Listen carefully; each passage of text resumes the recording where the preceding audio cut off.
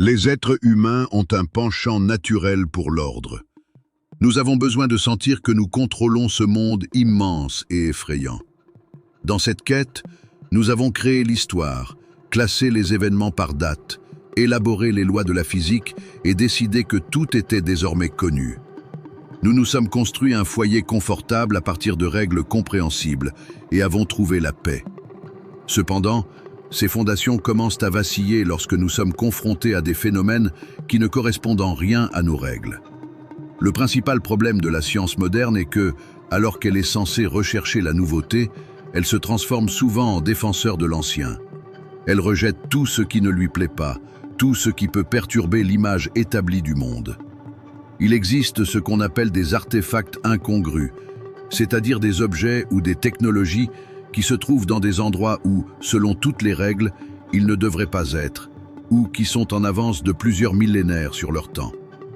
C'est comme trouver un smartphone dans la tombe d'un pharaon, ou un briquet dans la patte fossilisée d'un dinosaure.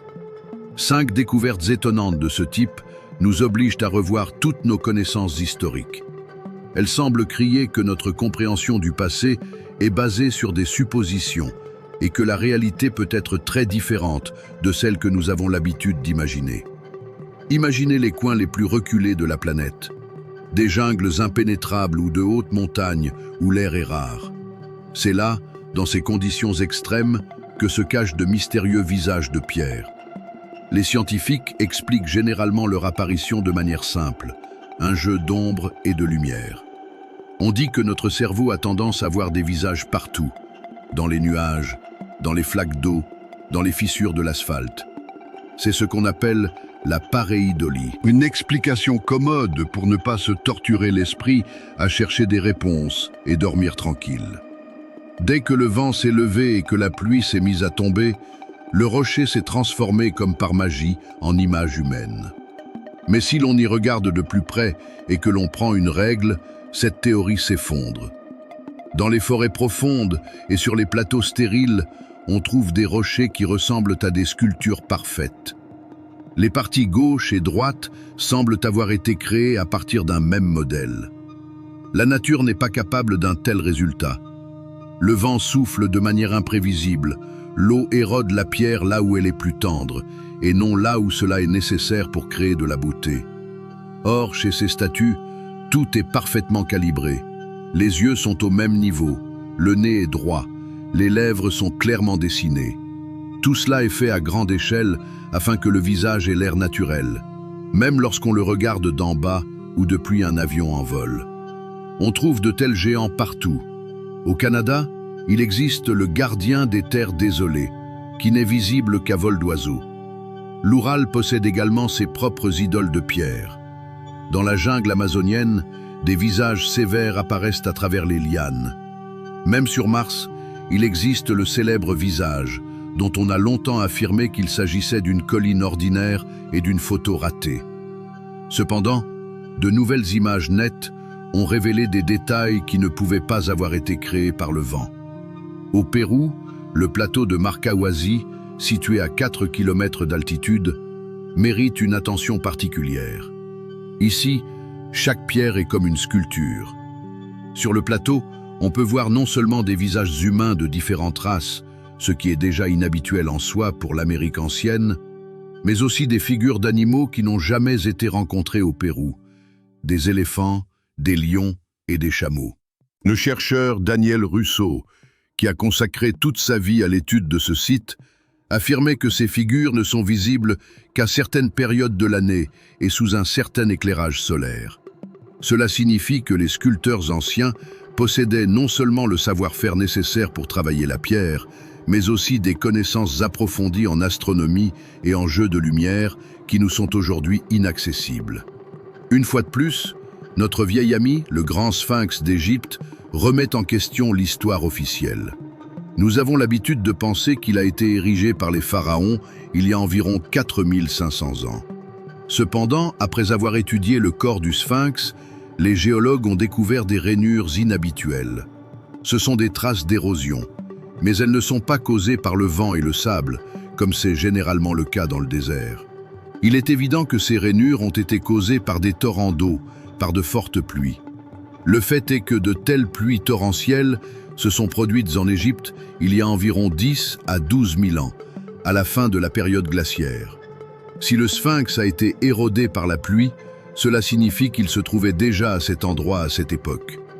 Cela remet en question sa construction à une époque où, selon les historiens, seuls des chasseurs primitifs vivaient dans la vallée du Nil. Au vu de l'état d'usure de ces pierres, on peut affirmer avec certitude qu'elles ont des dizaines de milliers d'années. Selon la version officielle de l'histoire, à cette époque, nos ancêtres chassaient les mammouths à l'aide de bâtons et vivaient dans des grottes. Il est peu probable qu'ils aient été capables d'organiser un chantier d'une telle envergure.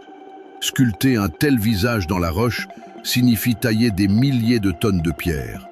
Cela équivaut à la construction d'un gratte-ciel. Pour cela, il faut des machines, des ingénieurs, des plans, et pas seulement un groupe de personnes armées de marteaux en cuivre. Un autre lieu mystérieux est Göbekli Tepe. Il s'agit d'un immense temple construit à une époque où les hommes n'avaient pas encore inventé la roue et ne savaient pas cultiver le blé. Cette circonstance oblige les scientifiques à reconnaître que les civilisations anciennes n'étaient pas aussi primitives qu'on le pensait auparavant. Cependant, les visages de pierre nécessitent des technologies encore plus avancées. Dans les légendes de différents peuples, des Indiens aux Égyptiens, on trouve des récits selon lesquels les anciens savaient rendre la pierre molle comme de la pâte à modeler en utilisant le jus de certaines plantes ou des vibrations sonores particulières. Et en effet, on ne voit aucune trace de burin sur ces statues. La pierre est polie, comme si elle avait été sculptée, puis figée à jamais sous cette forme. Nous les regardons sans parvenir à déchiffrer le message qu'elles véhiculent. En 1901, un événement a stupéfié les historiens. Tout a commencé comme dans un roman d'aventure passionnant. Des pêcheurs grecs qui ramassaient des éponges ont été pris dans une violente tempête et ont été contraints de se réfugier sur la petite île d'Antikythera. Pour ne pas perdre de temps, ils ont décidé de plonger dans ce nouvel endroit et ont découvert au fond de la mer un cimetière de navires.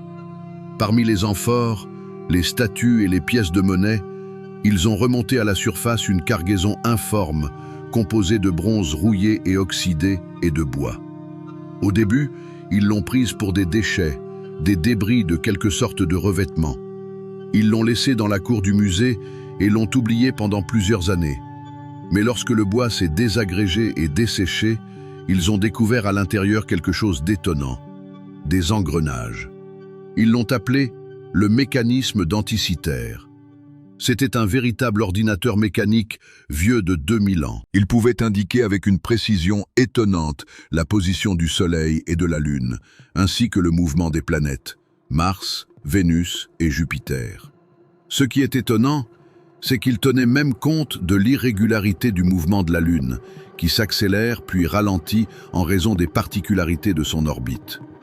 Le mécanisme utilisait un système sophistiqué d'engrenages à centre décalé, que les horlogers européens n'ont pu reproduire qu'au XVIIe siècle.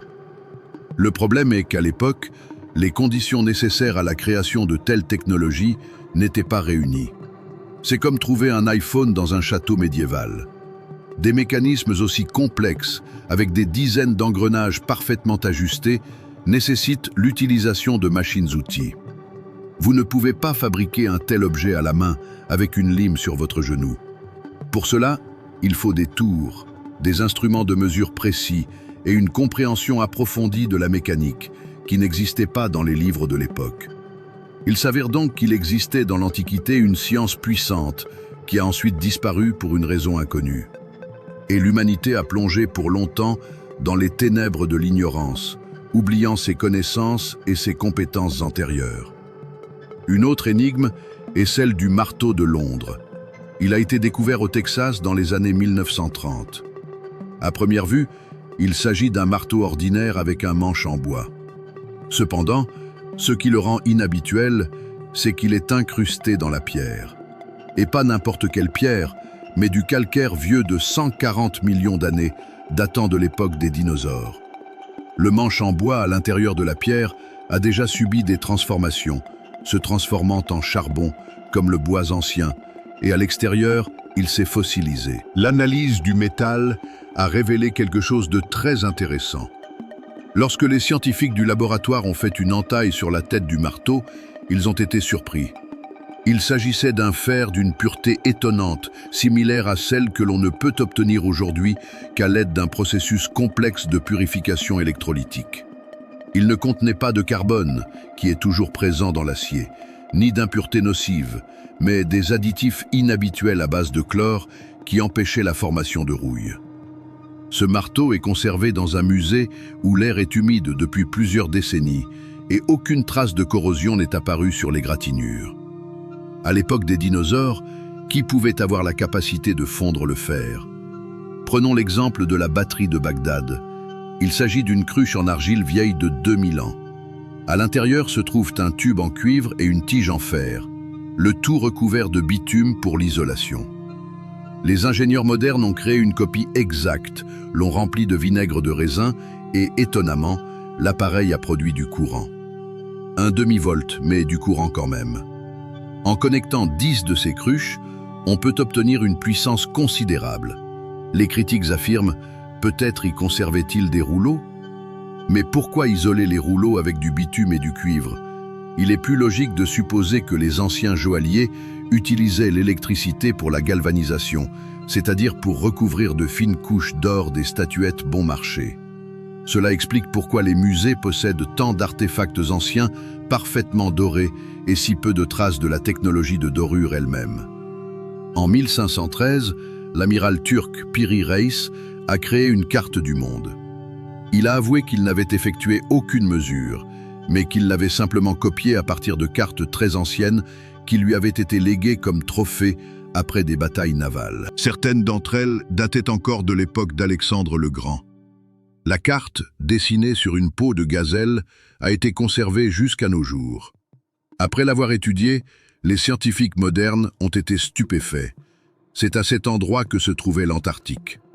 Officiellement, ce continent glacé n'a été découvert qu'au XIXe siècle, 300 ans après que l'amiral ait créé sa carte. En 1820, l'expédition russe de Bellingshausen et Lazarev a aperçu pour la première fois les glaces de l'Antarctique. Or, celles-ci étaient déjà représentées sur la carte de Piri Reis, reliée à l'Amérique du Sud par un isthme. Mais le plus étonnant, c'est que l'Antarctique est représentée sans glace sur la carte. On y voit des rivières, des chaînes de montagnes, des vallées. Jusqu'au milieu du XXe siècle, cela semblait absurde. Mais lorsque les scientifiques ont effectué des explorations sismiques et utilisé le son pour pénétrer à travers la couche de glace de l'Antarctique, ils ont découvert que sous des kilomètres de glace se cachait effectivement un relief similaire. Les montagnes se trouvent là où les avait placées l'amiral turc, et les rivières coulent dans les mêmes directions. Les chercheurs affirment que la dernière fois que l'Antarctique était sans glace remonte à environ 6000 ans, voire plus. Cela signifie que quelqu'un, il y a très longtemps, à une époque où, selon la version officielle de l'histoire, les gens vivaient dans des pots et effectuaient des voyages maritimes vers le pôle sud, a créé des cartes détaillées de cette région. Ces personnes disposaient d'instruments permettant de déterminer avec précision les coordonnées, ce qui nous était inaccessible jusqu'au XVIIIe siècle, avant l'invention du chronomètre de précision. Une autre particularité est que la carte semble avoir été dessinée à vol d'oiseau. La projection de la carte ressemble à une photo prise depuis l'orbite au-dessus du Caire. Les déformations des continents coïncident parfaitement avec les photos spatiales. Comment les anciens ont-ils pu faire cela sans avion ni fusée? Il existe d'autres exemples, comme la carte d'Oronteus Phineus, où l'Antarctique est également représentée comme une terre florissante, avec des rivières et des montagnes. D'où pouvaient provenir de telles connaissances au Moyen-Âge? Peut-être sommes-nous trop fiers de nos réalisations et ne remarquons-nous pas que nous ne faisons que répéter ce qui a déjà été fait auparavant. La tribu africaine des Dogons, qui vit dans des huttes en terre au Mali, possède des connaissances étonnantes, malgré l'absence de télescopes. Dans les années 1930, lorsque des ethnographes français sont arrivés chez eux, les Dogons les ont impressionnés par leurs récits sur l'espace. Ils affirmaient que Sirius n'était pas une étoile unique, mais qu'elle était composée de deux éléments, une étoile principale et une petite compagne incroyablement lourde, Sirius B, invisible à l'œil nu. Il l'appelait Poteau et affirmait qu'elle était composée de la matière la plus dense de l'univers. Ce n'est que dans la seconde moitié du XXe siècle que l'astronomie moderne a confirmé cette ancienne version. Sirius B est une naine blanche dont la densité est si grande qu'une boîte d'allumettes pèserait des tonnes. Les Dogons connaissaient non seulement la période de rotation de cette étoile, 50 ans, mais organisaient également des fêtes tous les 50 ans en l'honneur de ce cycle. Ils connaissaient également les anneaux de Saturne et les 4 plus grands satellites de Jupiter. D'où tenaient-ils ces informations? Les prêtres affirment que cette information leur a été révélée par les Nomos, des enseignants descendus du ciel dans une arche qui, selon eux, tournait, soulevait de la poussière et émettait un grondement menaçant. La description de l'atterrissage de ce vaisseau chez une tribu sauvage est si détaillée et précise qu'elle suscite un sentiment de malaise. Les mystères ne se trouvent pas seulement dans la Terre, mais aussi à l'intérieur de chacun de nous, dans notre ADN. C'est notre code interne, notre plan génétique, selon lequel notre organisme se forme. Nous sommes étonnamment similaires aux chimpanzés. La différence entre nos gènes est minime, seulement 2%. Ce sont précisément ces 2% qui déterminent que nous sommes des êtres humains capables de construire des villes, de composer des symphonies et de lancer des fusées, plutôt que de rester comme les singes sur les branches. Il y a environ 200 000 ans, un événement inhabituel s'est produit chez les ancêtres de l'homme. Leur cerveau a commencé à se développer intensivement, triplant de volume en un laps de temps relativement court. Cela s'est produit étonnamment rapidement à l'échelle de l'évolution. Habituellement, les changements évolutifs se produisent lentement, sur des millions d'années, modifiant progressivement et peu à peu l'apparence. Et là, soudainement, l'homme intelligent est apparu. Nous avons perdu notre fourrure, notre larynx a subi des modifications qui nous ont permis de parler et notre squelette s'est transformé. Les scientifiques ont découvert dans l'ADN humain des zones particulières appelées zones de développement accéléré, HAR. Ces zones sont restées inchangées chez tous les mammifères, des souris aux chimpanzés, pendant des millions d'années. Elles se caractérisent par une grande conservativité. Cependant, chez l'homme, ces zones ont subi des changements radicaux et rapides.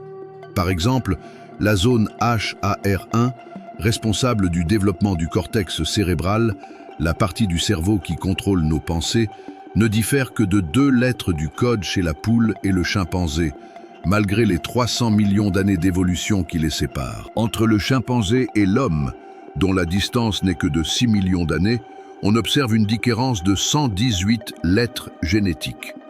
On dirait que quelqu'un a modifié notre code et l'a réécrit à la main.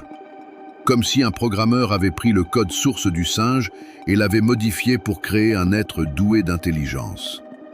Une autre énigme est notre 2e chromosome. Tous nos ancêtres primates ont 24 paires de chromosomes, tandis que l'être humain en a 23. Qu'est-il arrivé à une paire? Il s'avère que notre 2e chromosome est constitué de 2 chromosomes de singe qui ont fusionné en un seul. De plus, cela s'est produit de manière si habile que les parties superflues au niveau du point de fusion ont été désactivées, tandis que les parties fonctionnelles sont restées actives. La probabilité qu'une mutation aléatoire se produise d'elle-même et donne naissance à une descendance viable, capable de peupler toute la planète, est extrêmement faible. C'est effrayant, car cela signifie que notre apparition n'était pas le fruit du hasard. Nous sommes peut-être le résultat d'une expérience. L'un des découvreurs de l'ADN, le prix Nobel Francis Crick, a émis l'hypothèse que la vie sur Terre aurait pu être amenée de l'extérieur. Selon lui, notre code génétique est trop complexe et trop parfait pour être apparu spontanément dans un environnement primitif. Les mythes anciens racontent la même chose, mais sous une forme plus accessible. Les Sumériens ont une légende, consignée sur des tablettes d'argile, selon laquelle les dieux Anunnaki, fatigués de travailler sur Terre à extraire de l'or, ont décidé de se créer des esclaves. Le principal savant divin, Enki, prit l'essence du dieu, c'est-à-dire l'ADN, et la combina avec de l'argile terrestre, c'est-à-dire des cellules de singes terrestres. Il y eut de nombreuses expériences infructueuses, des monstres apparurent, mais finalement, Adam, l'homme, fut créé. Imaginons que ces contes soient traduits dans le langage de la science moderne. On obtiendrait une description précise des expériences de laboratoire sur le génie génétique et le clonage. Peut-être que notre évolution n'est pas un phénomène fortuit, mais le résultat d'un projet mûrement réfléchi. Les anciens constructeurs nous ont laissé une énigme que nous ne pouvons toujours pas résoudre. Au Liban, dans le temple de Baalbek, se trouvent des trilithes, d'énormes pierres qui constituent sa base. Chacune de ces pierres pèse 800 tonnes. Imaginez le poids de 500 voitures ou de 3 Boeing compressés en un seul bloc monolithique. Les grues modernes, même les plus puissantes, ne sont pas capables de soulever un tel poids. Elles ne tiendraient tout simplement pas le coup et se briseraient ou se renverseraient. Il n'existe que 2 grues sur toute la planète capables d'accomplir une telle tâche, mais le rassemblage sur place prend des mois. Et les anciens extrayaient ces pierres dans une carrière, les transportaient sur plusieurs kilomètres, les soulevaient à une hauteur de 7 mètres et les intégraient dans le mur. Et ils les posaient avec une telle précision que même une lame de rasoir ne pouvait se glisser entre les pierres. Mais comment? La version officielle parle d'esclaves, de cordes et de rouleaux en bois. Cependant, les ingénieurs ont calculé que pour déplacer un seul de ces blocs à la main, il faudrait 40 000 personnes. Imaginez cette foule. Ils ne pourraient pas se placer autour de la pierre, ils se bousculeraient, ils n'auraient pas de place pour prendre appui. Sous un tel poids, les rouleaux en bois se transformeraient instantanément en copeaux. Dans la même carrière reposait un autre énorme bloc de pierre, appelé la pierre de la femme enceinte. Son poids dépasse les 1000 tonnes. Il a été taillé et travaillé, mais pour une raison inconnue, il n'a jamais été utilisé. Il semble que les constructeurs soient simplement partis déjeuner et ne soient jamais revenus. Il existait donc une autre technologie. Dans les légendes de différents peuples, de la Bible au mythe maya, le son est doté d'un pouvoir étonnant. Les murs de Jéricho se sont effondrés au son des trompettes. Les prêtres égyptiens faisaient voler des pierres en les frappant avec des baguettes métalliques, et les moines tibétains, selon les récits des voyageurs, pouvaient soulever d'énormes rochers sur une montagne en jouant de manière rythmée sur des tambours et des trompettes. S'agit-il vraiment de contes? Dans les laboratoires modernes, les scientifiques ont appris à faire flotter dans les airs de minuscules boules de mousse et des gouttes d'eau à l'aide d'ondes sonores. Cette méthode est appelée lévitation acoustique. Ce phénomène repose sur la physique. Le son est une onde qui exerce une pression. En choisissant la bonne fréquence et la bonne puissance sonore, il est possible de contrer la force de gravité. Les anciens connaissaient-ils le secret du son que nous avons perdu? Un exemple moderne de ce mystère est le château de Corail, en Floride. Il a été construit au début du XXe siècle par un seul homme, le letton Edward Lidskalnin.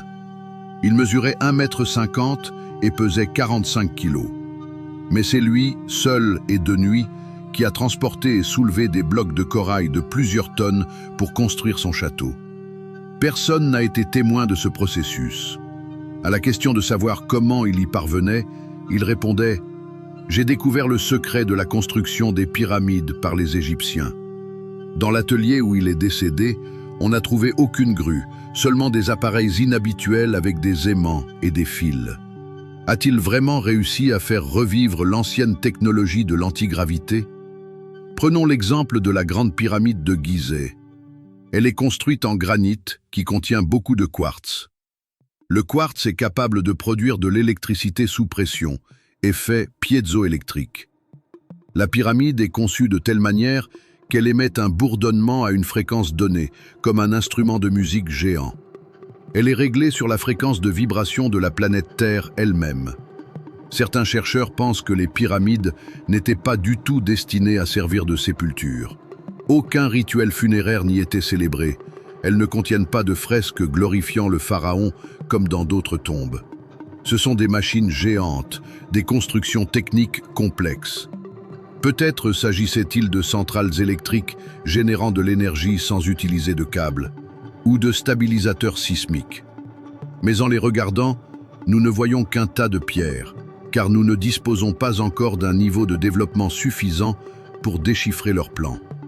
Nous avons l'habitude de penser que les frères Wright ont été les premiers à faire voler l'homme il y a plus de 100 ans. Cependant, les découvertes archéologiques nous fournissent des artefacts qui suggèrent que le ciel a été conquis bien avant cela. Dans les sépultures des Indiens de la culture Quimbaya en Colombie, des figurines en or datant de plus de 1000 ans ont été découvertes. Les archéologues les ont baptisées « oiseaux rituels » ou « insectes ». Cependant, en y regardant de plus près, elles ne ressemblent en rien à des oiseaux. Elles ont un quille vertical sur la queue, contrairement à la quille horizontale des oiseaux, et des ailes en forme de delta situées sous le corps, comme les avions de chasse modernes. L'absence de plumes, d'yeux et de pattes ne fait que souligner leur caractère inhabituel. En même temps, les figurines présentent quelque chose qui ressemble beaucoup à un cockpit et à des gouvernails. 2 modélistes aéronautiques allemands ont décidé de vérifier cette hypothèse. Ils ont créé une copie agrandie exacte d'une telle figurine, y ont installé un moteur et une hélice. Et ce modèle d'oiseau a pris son envol. Elle a démontré d'excellentes qualités aérodynamiques. Elle planait, effectuait des manœuvres et se maintenait avec assurance dans les airs. Cela signifie que les anciens Indiens qui vivaient dans la jungle possédaient des connaissances en aérodynamique supérieures à celles des ingénieurs du début du XXe siècle. Mais d'où tiraient-ils ces formes? Des oiseaux? Mais les oiseaux n'ont pas cette forme. Ou bien ont-ils vu des machines similaires dans le ciel? En Inde, à l'autre bout du monde, sont conservés des textes anciens, les Védas et l'épopée du Mahabharata. Ils racontent l'histoire des Vimana, les chars volants des dieux. Cependant, ils ne sont pas décrits comme des tapis volants fabuleux, mais comme des appareils techniques complexes. Les textes détaillent les matériaux à utiliser pour les construire afin qu'ils résistent aux températures élevées pendant le vol. Différents types de Vimana sont décrits. Certains sont destinés uniquement au vol dans les airs, d'autres sont capables de plonger sous l'eau ou même d'effectuer des voyages spatiaux. Il existe des textes qui décrivent le fonctionnement du moteur. Ils mentionnent le mercure, qui doit être chauffé pour générer un tourbillon qui propulse la machine vers l'avant. Pendant longtemps, ces descriptions ont été considérées comme des inventions. Cependant, la NASA a récemment mené des expériences avec des moteurs ioniques à mercure, et le principe s'est avéré viable. Les textes racontent également comment les Vimana se battaient dans le ciel, lançant des flèches qui brillaient comme des milliers de soleils et détruisaient des villes entières. La description de ces explosions ressemble de manière effrayante à des attaques nucléaires. Les gens perdaient leurs cheveux et leurs ongles, la nourriture était contaminée, les survivants se jetaient à l'eau pour se débarrasser des cendres de la mort. Notre passé était-il vraiment plus avancé que nous le pensons? Peut-être que ce ne sont pas des dragons qui volaient au-dessus de l'Inde ou de l'Amérique du Sud ancienne, mais des appareils volants en métal et en alliage, pilotés par des pilotes maîtrisant les secrets de l'antigravité et de la propulsion à réaction. Ces histoires ne sont qu'une petite partie des mystères qui nous échappent. Les visages de pierre dans la jungle, les ordinateurs anciens au fond des océans, les cartes de la période glaciaire, les étranges particularités de notre ADN, les pierres chantantes et les avions en or. Toutes ces découvertes font partie d'un grand mystère. Ils nous suggèrent que l'histoire de l'humanité n'est pas un chemin rectiligne menant de la primitivité aux iPhones. Nous ne sommes probablement pas les premiers êtres intelligents sur cette planète.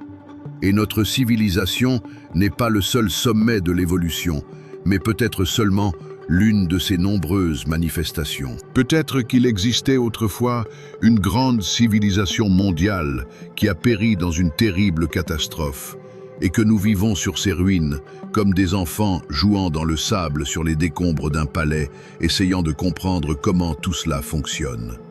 Au lieu de reconnaître honnêtement son incompétence, la science tente de formuler des explications simples ou cache ses découvertes dans des boîtes sombres. Mais les faits sont implacables. Si une théorie ne correspond pas aux faits, elle doit être révisée. Peut-être que la véritable clé pour comprendre notre passé ne se révélera que lorsque nous cesserons de nous considérer comme les seuls détenteurs de la sagesse dans l'univers et que nous accepterons que les anciens pouvaient posséder des connaissances qui nous sont inaccessibles. La porte vers l'histoire réelle ne s'est que légèrement entr'ouverte, et derrière elle se cache un monde plein de mystères et de technologies perdues.